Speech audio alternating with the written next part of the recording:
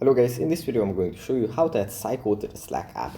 But before that, don't forget to subscribe and leave a comment down below because at 10,000 subscribers I'm going to show you my whole YouTube revenue statistics and growth strategy. So without further ado, let's just jump right into it. First we have to open up the Slack app.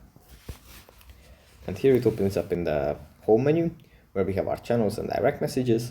From here we just have to go into a channel, then tap on Connect Apps. And then after the page has loaded, in this list we have to scroll down and find the new and noteworthy section. And then we can just tap on Psycho. And here, after the website has loaded, there's going to be a button that says Add to Slack.